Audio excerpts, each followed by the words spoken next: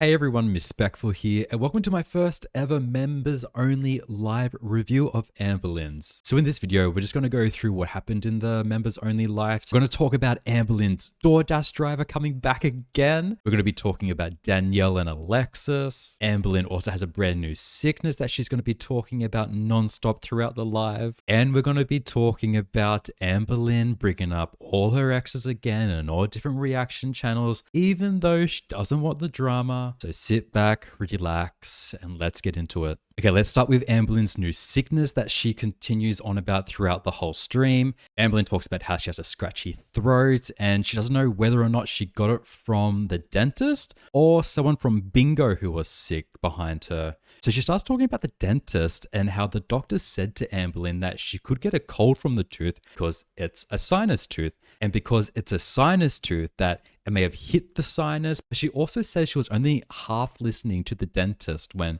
he was talking about everything to her after the procedure. So she doesn't know if he was saying that or whether or not he said you are going to get a cold, or it could just be the symptoms of a cold. But then Amberlynn also talks about a story how at Bingo, apparently there was a lady behind her who was coughing a lot during the whole time they were there. She apparently has a cold. She doesn't know where she got it from. And like I said, she went on and on and on about this scratchy throat. So I can only imagine what she's going to say in the vlog. I know half the vlog is just going to be her talking about this new sickness. And then Amberlynn tells us that, remember the DoorDash driver that came to her in the previous vlog?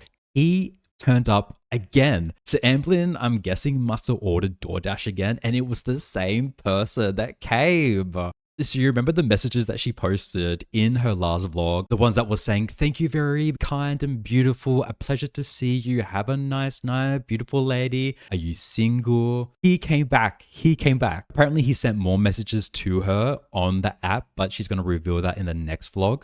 I think we do need to acknowledge that these messages they're pretty unprofessional to send. But also you can see that they've been translated. So I don't know if in the translation, maybe it's coming off more flirtatious in English than it is in Spanish. I'm not sure. I'm not quite sure exactly. I don't speak Spanish myself, so I don't really know how you would say it. And I don't really know the intention behind it exactly. Look, I don't want this person to get fired. I don't want this person to lose their job. I definitely do not want that. But I think we do have to agree that these messages are a little bit unprofessional. But also, I know Amberlynn is loving this. Even though it's from a man and she's a lesbian, I know Amberlynn is frothing at these messages. We're going to be hearing about this for so long that Amberlynn gets hit on every single time she leaves the house. Oh, well, I mean, she doesn't even need to leave the house anymore. She gets hit on. So I know for a fact we're going to be hearing about this for a very long time. Okay, so next, Amberlynn starts talking about the comments that Alexis left on a reaction channel's video. Amberlynn ended up reaching out to Alexis by text and talking about how she's single and thriving now. She doesn't want to engage in this type of behavior anymore. By asking Alexis, why are you lying about all this? And then Amberlynn would actually say, well, Alexis goes through partners more than she changes her underwear. Amberlynn would say that she's completely done with Alexis now. She's blocked, does not want any more communication with her. I did see that O'Lordiance Geordie did show actual text messages between Amberlynn and Alexis, so I might add a little clip here of that now. Somebody in chat brings up Foodie Beauty, and then Amberlynn starts talking about how Chantel was doxxed by the community and how she had to get evicted from a new apartment, and that it's the viewer's fault this has all happened. And she also talks about doxing being illegal, which I know is, but I mean, Amberlynn has pretty much done that in the past. I mean, she, number one, doxed Jade's full name. Remember how she put Jade's last name as a live stream name, and then we had Beck who accidentally said Jade's name in a video, so people found out who Feline actually was. But then also, Amberlynn doxed Erica, aka Valentine. So I know that this is illegal and it shouldn't do it, but it's not like Amberlynn is some like saint who has never done anything like this before. So I just found that really weird that Amberlynn was trying to say, yeah, look, this is like that's completely illegal. It's the viewer's fault for doing all that. But yet Amberlynn has done the same thing to other people and caused those people to not get evicted, but to have, you know, hate sent towards them and have people find out about their past and find information about them. So look, I don't know what Amberlynn was really trying to say. I know, like I said, she said it's illegal, but I mean, you've done the same thing, Amberlynn. Oh, and when talking about the DoorDash driver, Amberlynn seemed like extremely happy with the compliments and attention she was getting from him, which I also found really strange because she is so adamant about, I'm only interested in women. I don't want attention from men. I am not interested in men. I'm not interested in the dick. When she does get that attention and the compliments from the DoorDash driver, she's like getting all happy, and you can tell she's getting excited about it and like enjoying the attention from him. Also, I'm also thinking she said that she makes the DoorDash people drop the orders in the lobby of the apartment she lives in, even though we all know that's not the truth. We know there's no way Amberlynn is walking all the way down to the lobby to collect her food. We know for a fact it's dropped off at her door. But even if that's the case, so this person is now interested in Amberlynn, even though she doesn't want it. But this person now knows where she lives. He probably knows exactly what apartment she lives in because I'm assuming on the delivery instructions, it probably has her address on there and probably her unit number as well. Why isn't she scared about having a new stalker now? But when she was with Feline, she was freaking out about someone knowing where she lives. I don't know. I just find that weird to be enjoying and to be almost excited about it. I don't know. I don't know if I'm reading too much into it, but that's the way I feel about it.